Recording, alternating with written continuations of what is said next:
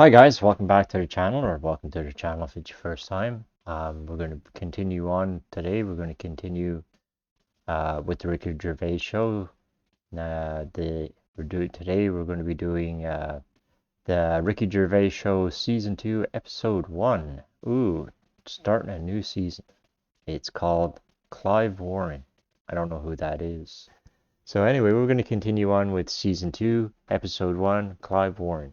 Be sure to like the video if you liked it, subscribe to the channel because we need all the subscriptions we can get here. And, well, enjoy the video.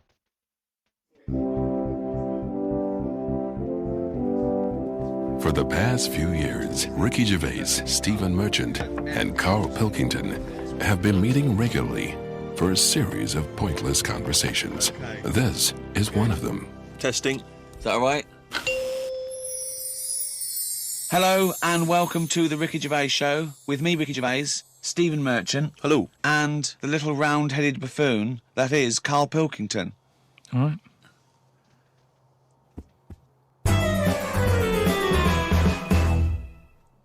Now, everyone knows over the past sort of like few years, my big pet project, it hasn't been my own career, it's been get Karl famous. Yeah. I want people to recognise him in the street, come up to him and say, "You bald-headed mank twat." Well, let me tell you now, Rick, I've on. been out and about, and a lot of people have come up to me and said, has Karl Pilkington got a head like a fucking orange? Well, and I've I've been- had to instantly confirm the answer to be yes. But he's had a call. He had a call recently from a film company asking him if he's got any ideas for movies. Now, how desperate, in what dire straits must the British film industry be that they're going, we need Karl Pilkington. We have hit rock bottom. And he went along for an interview. So what? And you went in and you... I went along and had a meeting, and they just said, right, got any ideas? And sort of said, what are you thinking? What sort of thing are you after? Are you after action, thriller, whatever? Because you can provide any of that. I love that he's playing it cool, like you've come to the right person. My time's precious, what do you need? Yeah. Yeah, I'm Karl Pilkington, the movie doctor, what do you need, Papa? So thought of this idea sort of on the spot. Good. That I whiz by him. No, but sometimes that's how good ideas come up, don't they? Just So random. a lot of yours have come up, yeah. No, but if you just Randomly. talk, I find that your mouth comes out with stuff. Right, there's another quote. right. There's another quote. If you talk, your mouth comes out with stuff. That to me stands along with what were those things in Gremlins called? No, but what I mean, if you sit there and try and use your brain to do it, Right. it doesn't work the same. Just keep talking. Just keep your mouth talking, and eventually it will come out with something pretty good. That is exactly what Plato said. So anyway, Aristotle, he said, "Sit down. I've got an idea for you." Aristotle said, "Plato, how do I go?" Right, just keep talking, and eventually your brain will come out with stuff. so what I thought, I just started off by saying like actors' names and that who I thought should be in it, because then that's giving more. It's building. Right, Okay, so who who did you say? Who did you say? So I said, right, I'm seeing Clive Warren, That's Clive Warren. Who's Clive Warren? the one who was in Closer. Clive Owen. Clive Owen. Right, all right. Did they look I at you think I like you're a said fucking Clive. idiot? So they all started trying to figure out, who's this Clive Warren we've not heard about? He must be amazing. He's on Clive Warren. Get me Clive Warren on the phone. Who's got Get Clive me Warren? Clive Warren. And I said Rebecca De Mornay, right? What? Oh, where did that She come from? hasn't been in a film for 15 years, has she? Clive Warren and Rebecca De Mornay. They thought he was a genius. They've never thought of putting Clive Warren with Rebecca De Mornay. But hang on a minute, you could have any film star. This is your fantasy casting, and you choose a bloke that doesn't exist and a woman who hasn't been on TV or in a film for 10 years. Oh, God. Why didn't you choose, Someone who existed. J-Lo or someone who's a big star? God. Clive Warren. Oh, God. Oh, So God. anyway, starts off, and the people, you're seeing into their lives from Yeah. like the morning. Yeah. So it's like a nice sunny day. Yeah. Radio's on. They're going about the day. They're having the breakfast. They're saying, "Oh, what we're doing tonight?" And you're thinking, "Oh, they've got a nice life." She's like, "Love you" and all that. Yeah. He walks out the house, gets hit by a bus. Oh, So Clive Warren's dead. I don't know if Clive Warren would take that part because he ain't got much to do, has he? No, I don't. If I know Clive Warren, And I think you do. I think I do. Carry on. So he's hit by a bus, so he's So dead. he's hit by a bus and that. The titles come up. Oh, It's got okay. you, right? She's Starring devastated. She's Clive Warren. fed up. She's devastated and that. Doctor says Clive's dead. Who's playing the Doctor? Jack Nicholson House. Sort of. What's that fella who was in Independence Day? Will Smythe. No, the old black fella. Morgan Freeman. Yeah. Yeah. Get him in. Morgan He's a Freeman, doctor. yeah. He says, "Your husband's dead." She's like, "Oh God." What happens then is he says, "But listen, what we can do now, we can take the brain out." Right. And a fact that I read that day before the meeting. This isn't in the film now. This is me. Right, but Right. luckily, you I read a fact. thing about how the brain can run on half of it. You've actually got a full brain, Some run of it on us have. half. So this was in my mind still. Well, half your mind, yeah. So I said, what happens is Morgan Freeman says, "Been working on this. You can run your life on half a brain." Right. She's sort of a bit like, "What are you telling me this for now? My husband's just died like 20 minutes ago." Yeah. And he goes, "Yeah, but if we're going to do this, we've got to act quick." She's like, "Do what?" He says, whilst his brain's not fully dead, because it stays awake for a bit when you've been he's killed. not dead then. Fine. No, but Wait. he is. But they found out that Right. it stays awake a little bit. No. So- No, he's gone. No, You're no. hit by a bus. Yeah, no, he's dead. If the brain's dead, you are dead. Clive Warren's dead. And if the brain's not dead, you're not dead. No, but it's like people in a coma. They're dead, aren't they? But No, the brain isn't No, dead. they're in a coma. No, they're not dead. Coma. No, come out of coma. He's All done. right, then he's in a coma. He's been hit by the bus, but the chances are he's not going to come out of that coma, but his brain is still awake. So change that. That's easily done. Hold on though. I like this fact that he's in a coma, so they're going, look, he's definitely going to die in this coma. Take the brain out now. Pop the brain out. But why is that such a weird thing when that's what they do now? That's what they do now. What is? That's what they do. What? They do that. What? A brain transplant? No, but when, like, how I've signed that donor card, Yeah. like, if anything happens to me... No. they've There's got the no lot. such thing as a brain donor. Oh, we've explained to you before. Yeah, but they're working on it. They've said something about Einstein. They messed about with his brain for ages, trying to work out if it was full of stuff. That's what they're doing. They're working on that. There's loads of things that doctors are doing that we don't know about. I've seen some weird stuff on the internet. Yeah, I know you have. Yeah. I saw a programme on Channel 5 where a monkey brain was still alive and it was stuck on a stick. And they poked You were it. watching the Magic Roundabout. They poked it and it reacted. Right. So it's still alive. It's being kept alive. And it's only a matter of time. What's the brain linked up to? As long as you can link it up to the eyes and somehow so it can tell the arms and legs what to do, you're laughing. I love that. Imagine a team full of doctors going, well, we're going to try and do a brain transplant. Carl, as long as you can link this up to the eyes and tell the arms and legs what to do, we're laughing. Cheers, Carl. See you later. Then what happens is they say, "Do you want half of his brain in your head?" Half of his brain in her head. She says, definitely not. I'm having you struck off. She starts screaming. She calls the police. He gets Yeah, arrested. but you'd have said that years ago when people can have, like, someone else's arm put on their body and stuff. Yeah, but he's only in a coma.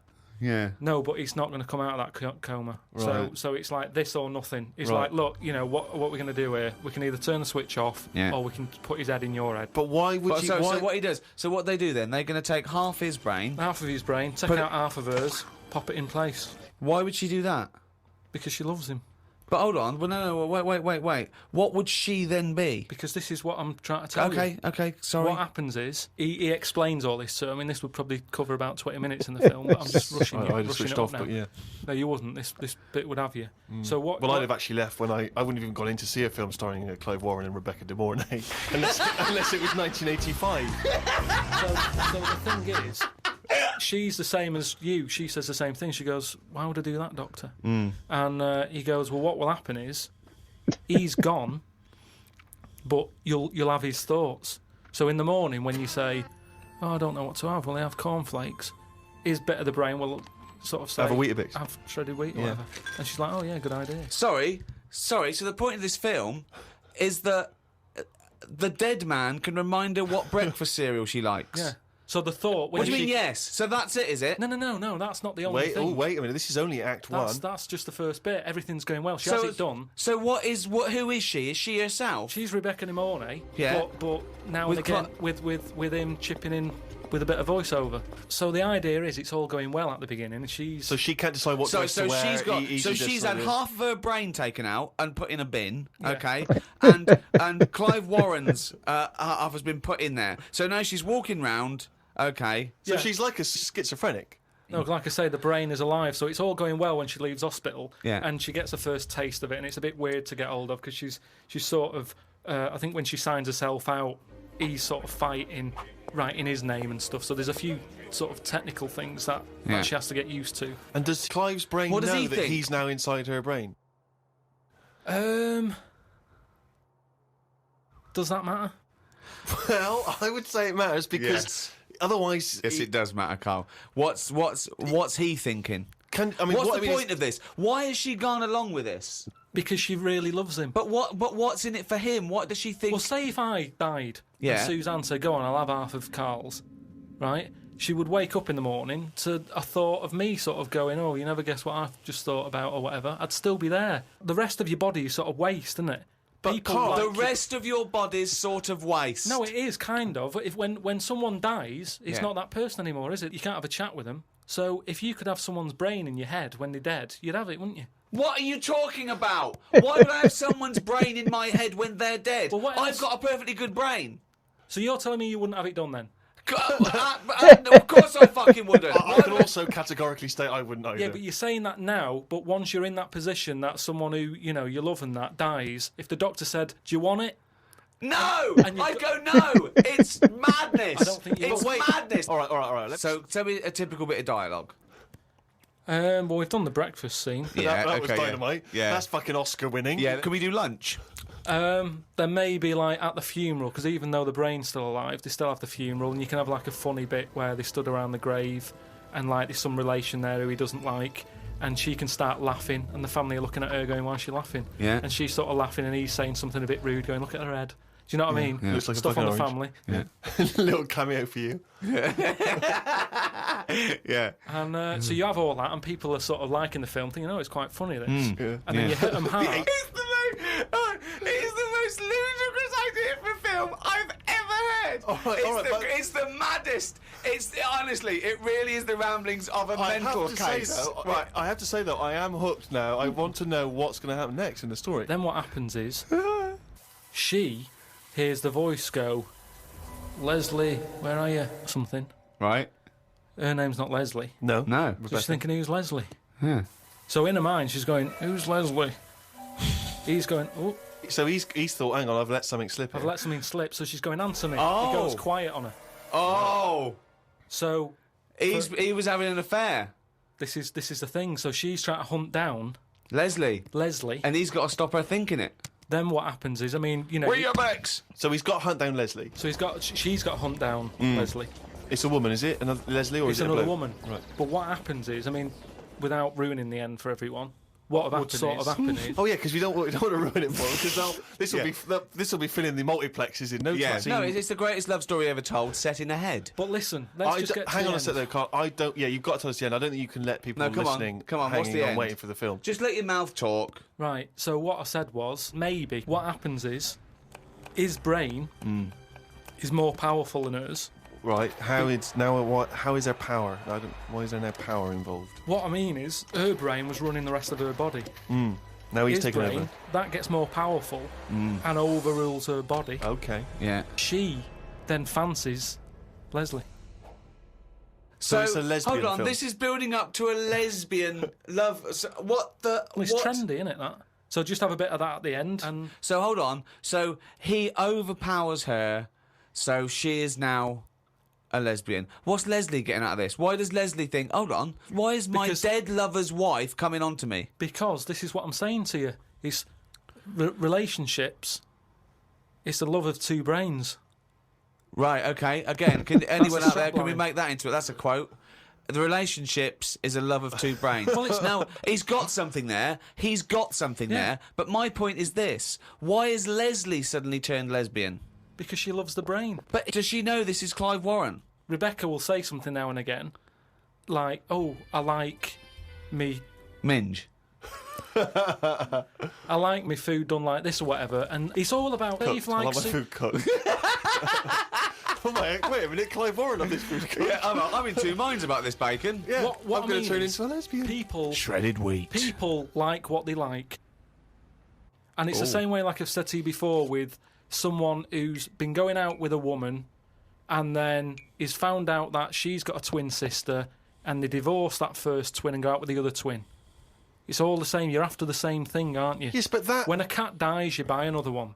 It's the same thing. You want that same. Yeah, but you love don't to necessarily something. switch your sexual orientation. In the case of your twin scenario, they both look the same. Yeah. Has there ever been one where it's twin boy and girl? Go, well, I was going out with her, but I mean, he looks a bit like her. Yeah. I loved boobs, now I like cock. This is your problem. You don't know anything. And this theory about if your mouth talks enough, the brain will kick in soon. It hasn't. Oh, chimpanzee, that is raining down again. Extracts from his famous diary. Box jellyfish, crocodiles, snakes, blue ring octopus, red-black spiders, funnel web spiders, great white sharks. Just some of the reasons that put me off going to Australia. Every creature is bigger and angrier than anywhere else on the world. I put it down to two things. One, it could either be because spiders and snakes and the like normally hide under rocks. The Earth is one big rock. Australia's at the bottom of the big rock, and they're trying to hide under it. Carl, Well, you are a maniac. It's just thinking about it, thinking about where spiders go and that works, doesn't it? No. Why doesn't that work like a Because there's rock? no real upside down and bottom of the Earth, is it? It's all relative to what? It's relative to what? A map that you saw. Well, it's a coincidence, isn't it? No, right, okay, read on. I've heard that a lot of people go camping in Australia, which I think's mental. If I was to fly all that way, I'd want a decent bed. Plus, I wouldn't be camping in a place where there are killer spiders wandering around. I agree. I've only been camping a few times, and each time I was glad when it was over. The last time was last year in Lyme Regis. Yeah. When did you go camping in Lyme Regis? Last year. It's all right, Lyme Regis, but it was all a bit of a nightmare because I was going with my mate, and he said he knew someone who knew someone who had a bit of land in the garden. We had a bit of land in the garden. What's the point, though, innit? You know, what's the point of camping in someone's garden where there's a sort of like a spa down the road and like a pub? No, because you're by the sea, aren't you? It's getting away from it all, seeing the world. It's not if you're in someone's front garden.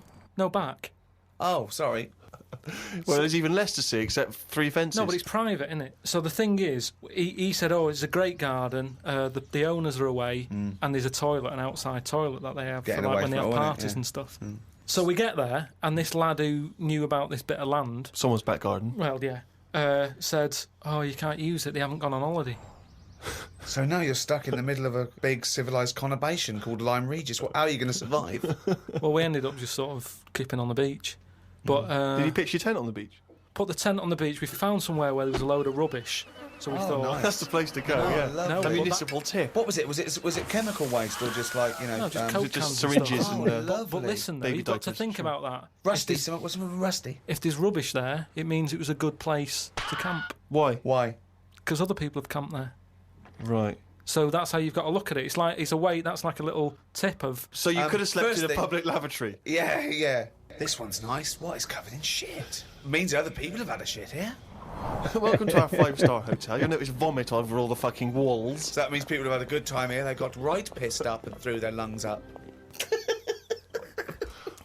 So that's where we put down the tent. We put down the tent there, and then what was annoying is he puts down a tent. we what's the name? We It was already up. He It was carried already it all the they way carried it all from the way London. there and they went, let's pack it down. Yeah. the weird thing was, as soon as we set up, some other people turned up. Oh, that's all the rubbish tip. Holiday makers, They started setting up their tents. I'm like, Yeah. oh. No, look, there's some nappies over there. Yeah. Nearer the nappies. And they offered us some sausages. All right. My mate said, "Oh, ignore them. That's like code for swingers." What? No! What? So there were some people cooking some sausages, Yeah. saying, "Would you like the sausages? We've made too much." And you It's said, just "No, that that's thing. code Don't for talk swinging." to strangers. It's like we want to get away from it all. Yeah. We don't want someone. You know, it starts off with sausages, doesn't it? And then before you know it, But what do these people look like? they were about 45. Who are they, that? A man and a woman. A man and a woman. So what was in it for the bloke? Some people like that, don't they? That I means don't know. you say, right, I want the bald one, love. If it's like wife swapping, should one of you be a wife?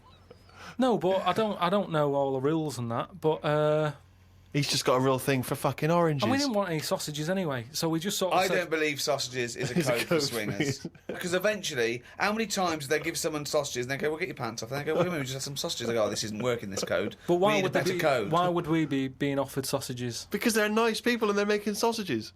Makes you wonder. Let's not trust these people. Let's move our tent nearer to the corpse. Anyway. So yeah, that was the camping. September 30th. Going away with Suzanne's mum and dad. We're meeting them at Madeira Airport as they're flying in from Manchester. The plane was full and I had a headache. There was a baby sat behind us that was crying its eyes out for the whole flight. The mother of it said it was upset because its ears were hurting. So were mine.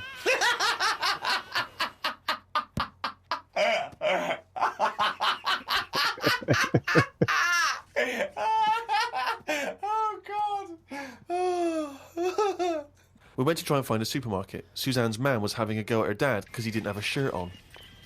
She said he looks a mess and is embarrassed to be seen with him. It's their Ruby anniversary tomorrow. That's why we went away. Oh, yeah. I bought a fan to put in our room to drown out the sound of the mopeds. I've heard Wayne Rooney does the same thing with a vacuum cleaner. What? If you've just got a noise that's constant, it makes you nod off. And it drowns out every other background noise. So all you've got is, like, if it's a vac, it's just... And if that's constant for, like, all night, you just nod People off. next door going, they've got their vacuum cleaner on again. Poke the chickens. That's how nuclear wars start. Yeah. It works. Doesn't work. We Earplugs, drown out everything. I've tried them. I didn't like it, did I? Why not? Because I could hear my heartbeat.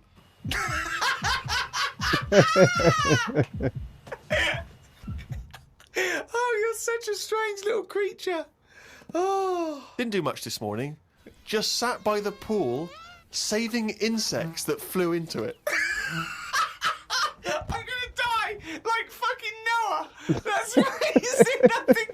How were you saving them? Did you wait for them to hit the water, then fish them out, or you grab them in the air? Stuck my finger on the top. They grabbed on, lifted it off. And what, when some sort of insect lifeguard, you'd see someone landing, and you'd go, right, that's me, dun, dun, dun, dun, dun, dun, dun, dun, and you'd go in there.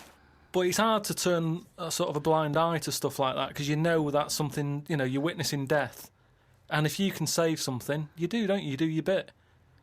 And at night, I'd sort of think, have they learnt the lesson or will they be back and will they be dead in here tomorrow? But if they can get an extra day, I've done my bit. I can't do more than that. I'm on holiday. Do your bit. I'm lucky enough to see the world. Do your bit. I love it. I did my bit. I love it. I love it. I love the fact that he was running around saving flies and things. Is there something? There's something so sort of. Meanwhile, an old lady drowned. Yeah. While he was saving a beetle. Alright, so that was the Ricky Gervais Show Season 2, Episode 1, Clive Warren. It was funny. Carl's movie idea there. That could be an interesting movie. I think it's probably been done before too. I don't know. Suddenly hearing voices. It was pretty funny. And anyway, so thanks for watching the video. I hope you liked it, and be sure to like the video, subscribe to the channel, and have a nice day. Thanks for watching.